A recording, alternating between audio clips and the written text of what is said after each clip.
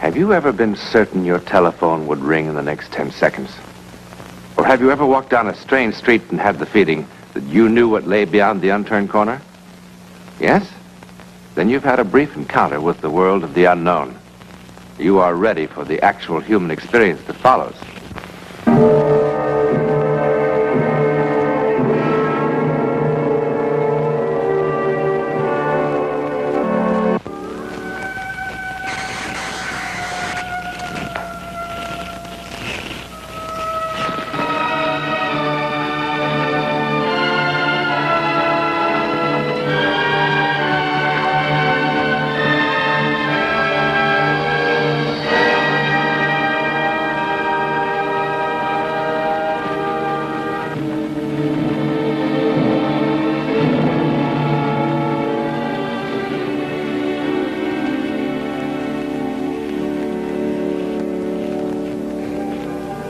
This is not merely a story of arson. They will put this fire out in time. No one will be hurt. But she who started the fire, what about her? You saw her face. She is not merely an arsonist. Look at her again.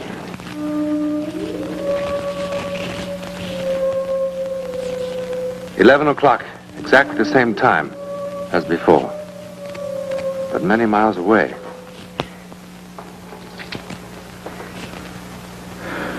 Bill, I'm going to be perfectly frank with you.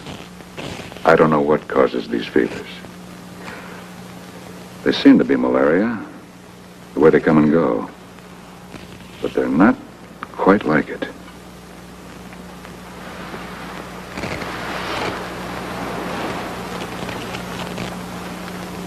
She'll be fine in the morning.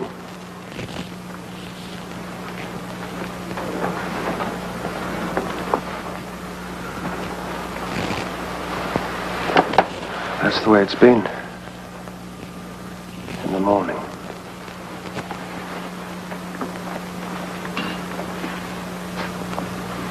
She's already past the crisis. When did the fever come on? Around 10. Inside of 15 minutes, it shot up to 103. It's the fourth time this year. I just don't know.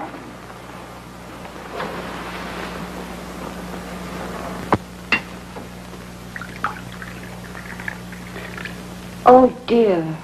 Another fire. At Leeburg this time. Fortunately, all the kids got out.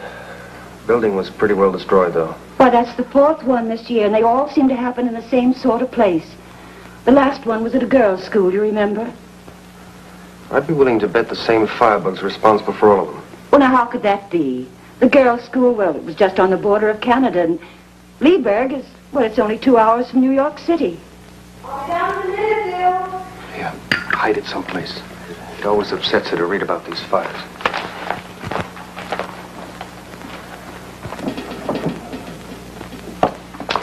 Oh, good morning, Mrs. Bobby. Good morning, darling. Good morning. You know, I don't know why it took me so long to get dressed.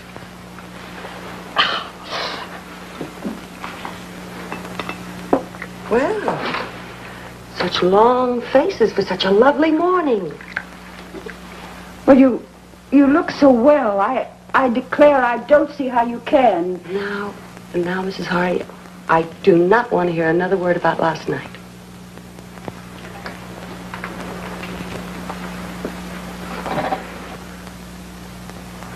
Bill. Esther. Look, What's the matter? Well, you were awfully sick last night, and... Please don't let's talk about it today. Please. All right. I love you.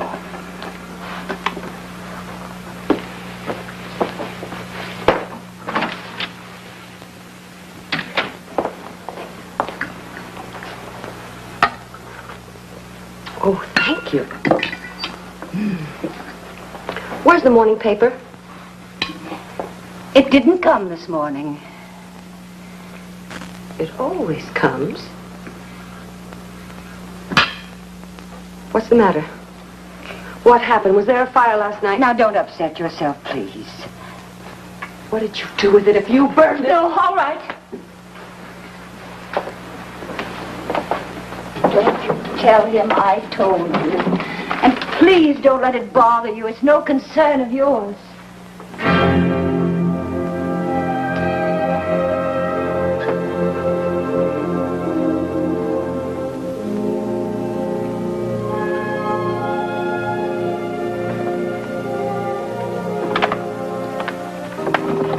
Hello, Mrs. Quinton. Hello, Chief Wilson. It's very good of you to be so prompt. You said you had to see me. Yes. Won't you come in, please? Thank you.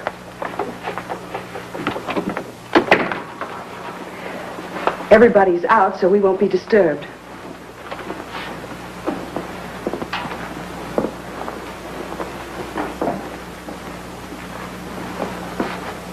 Won't you sit down? Thank you very much.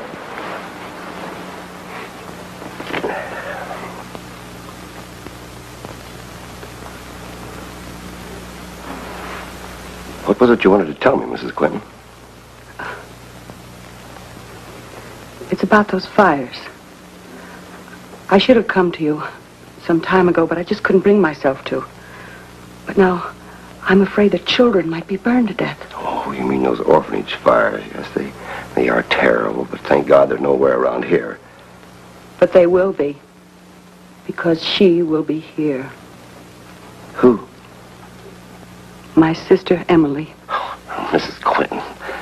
I know that she is the one that's responsible for setting all of those fires. How do you know that? I know. Because I can feel her mind working. What do you mean you can feel her mind? I always knew what she was thinking. You see, we're identical twins. I haven't seen her since we were 10, but I know what she's thinking. I see. Well, what about your sister? Does she know what you're thinking? No. No. And she never knew that I could read her mind. She had such terrible, horrible thoughts. Mrs. Quinton, I'm not sure I know what you're talking about. Everybody thought that she was kind and good and wonderful. That's what she wanted them to think. But I knew what she really was. And when those hideous fires started to break out, I kept hoping that somebody would catch her and put her away. Mrs. Quinton, have you talked this over with your husband? No. No, you see, my husband doesn't know I have a twin sister. Why not? Well, when I was 17, I left my hometown and I came to New York. That's where I met my husband. And, well, there didn't seem to be any reason for me to tell him about the past. But now, I'm afraid. It's all right, I'll take care of it once, and just don't you worry about a thing, Mrs. Quinton. Do you have to involve my husband? I mean, you know, you can imagine how ashamed I am if there were any scandal. His family. No. I'll keep it very quiet. Just don't you worry, Mrs. Quinton. Thank you. Thank you.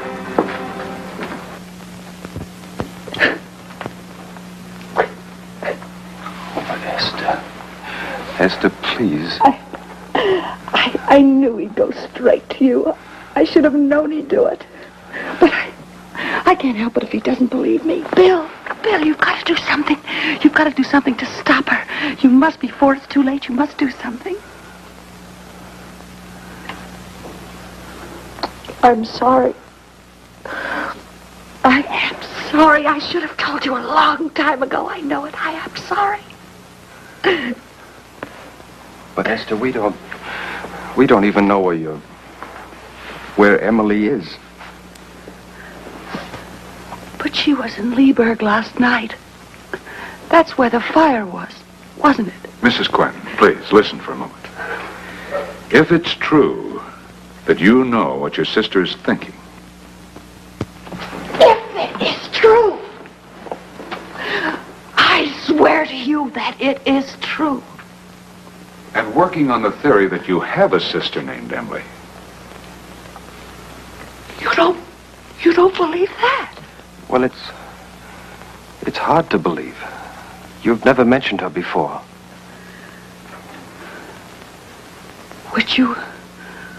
Would you believe me if Emily called me on the phone tonight?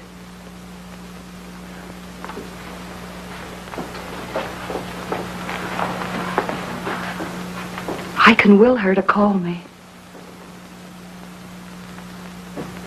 What? I can will her to call me.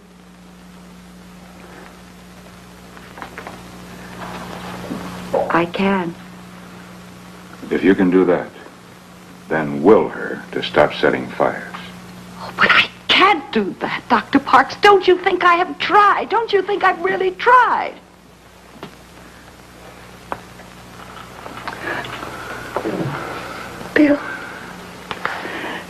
Bill, you don't believe a word I've said, do you? Well, darling, first you say that you can will her to do one thing, and then you say that you can't will her to do something else. But don't you see? I can't change what she really is. Emily is evil, Bill. She is evil. Oh, you think that I'm all imagining this, don't you? Don't you think that? No, you're worn out from the fevers. Sometimes people get strange fancies when they're ill, isn't that I right? am not insane, Bill. Don't you understand? I'm not insane. I am not ill, We're and I'm not saying insane. that, Esther. We're not saying it. Emily will call here at 10 o'clock tonight. And when she does, I want you to answer the phone, Bill. And I want you to be here, Dr. Parks and Chief Wilson. And then perhaps you'll believe me.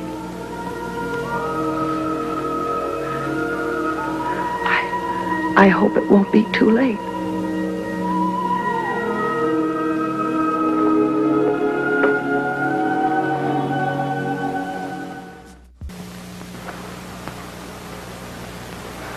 Well, if it's all right, I'll be going along then.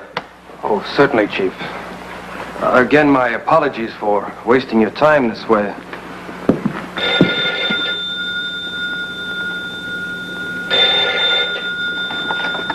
Hello? Hello? Gate, what? Gainestown, New York calling. What? Yes, this is the Quentin residence. Hello? Hello? This is William Quentin. Esther's upstairs. Who's calling, please? Emily Harkness. Can you wait a second, please? I'll get Esther. Hello?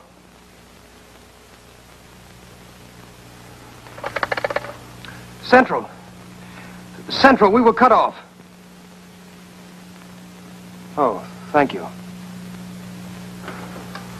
She hung up. What did Emily say? She said, "This is Emily Harkness. Is Esther there?" When I asked her to wait, she laughed in a strange way and hung up. Bill! Stop her. Stop her. She started another fire Esther, again. darling, we just spoke to her on the phone. No, it's a convent school this time. It's in the back. It's spreading all through the building. We just Stop talked. her. Listen to me. We just... Leave her again, Bill. Take her upstairs. Vernie, stop her. Vernie, stop. Stop her. Come on.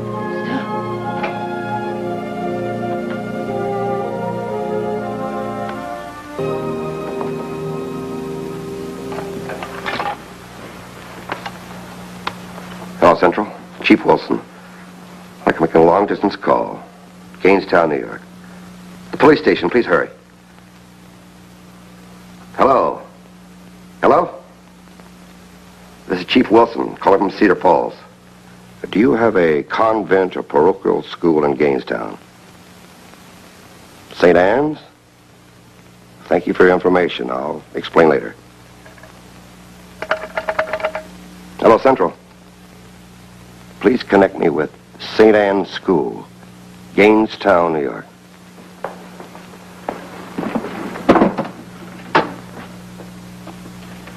Hello, St. Anne's School? Yes, this is Sister Agatha speaking. Cedar Falls? Police chief? No, I wasn't asleep. What can I do for you, sir? Have you had a fire there this evening? A fire? Certainly not. Wait just a minute.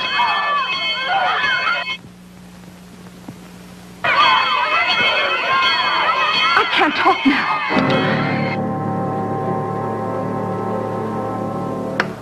What happened? There is a fire. I heard the people yelling. I heard the bells. I'm going to get action on this right now.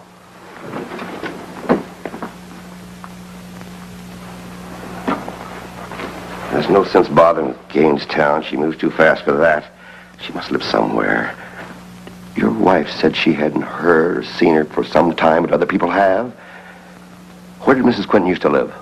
Waterville. She was raised in the orphanage there. I'm off there right now. Bill, please tell me the truth. Did anything happen last night that was bad? I mean, I'm not talking about the phone call from Emily. Everything's all right. Try to eat something, dear. I'll try. Mr. Quentin, Chief Wilson. Oh, yes. Esther.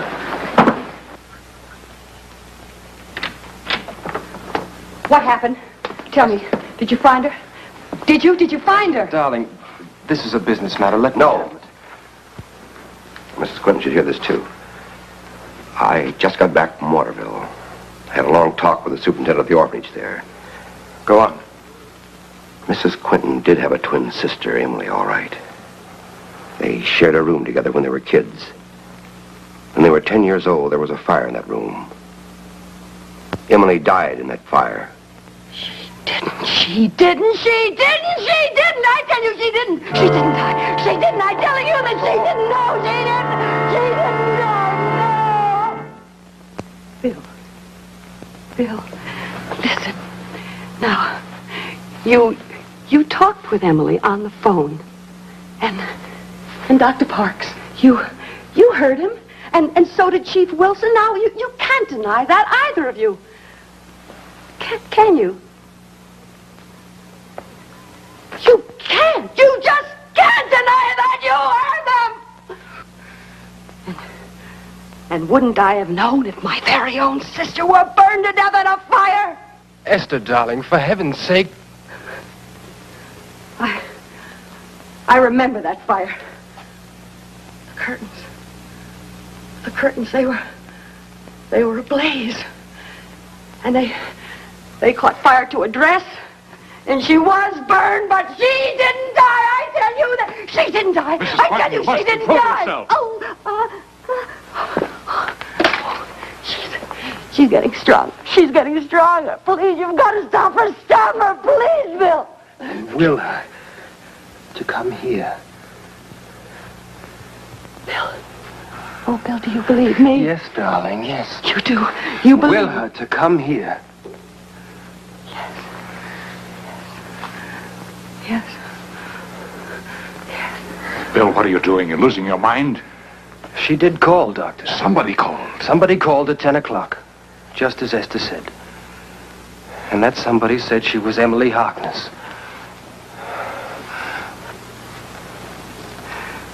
Will her to come here.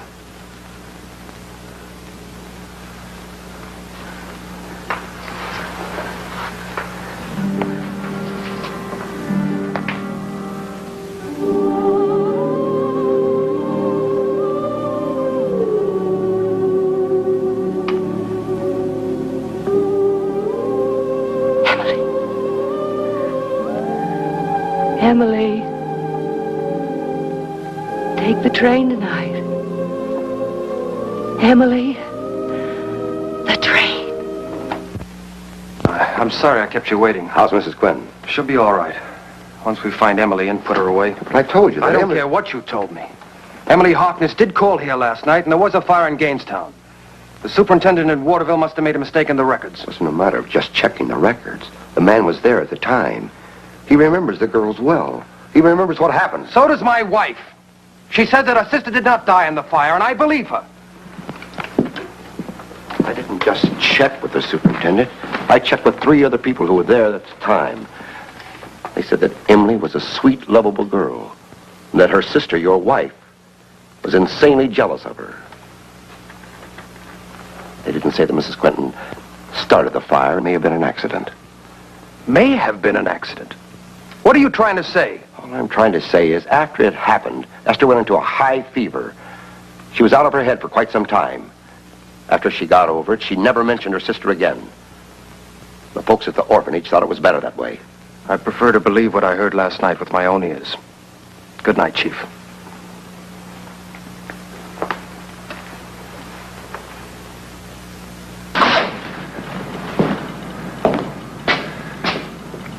I wish we hadn't left Esther alone.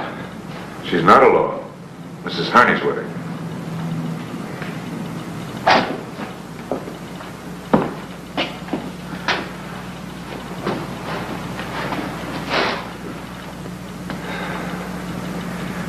It's warm in here. There it is.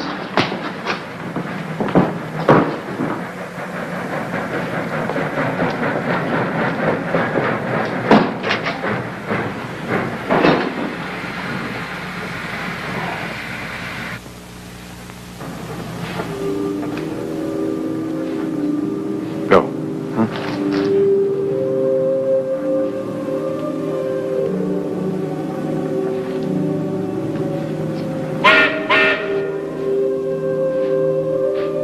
Emily? Emily?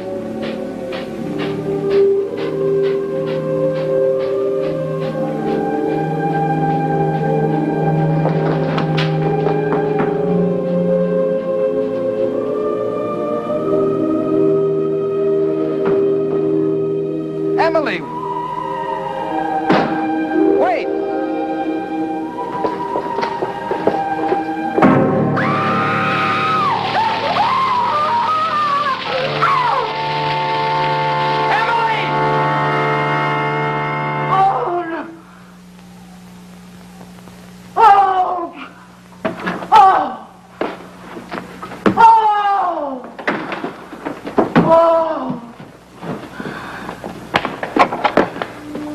Esther?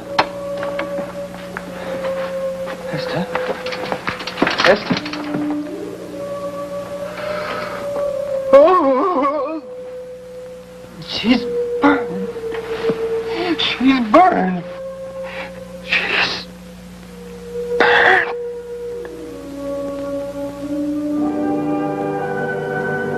The phenomenon of bilocation, the power which enables a person to be in 2 places at once, has been reported many times. In a sense, the one entity becomes 2. The second is sometimes called the etheric double. In this instance, Esther Quentin may have been subconsciously aware of the truth, that the evil Emily was actually her other self, and so deliberately consigned both entities to the flames.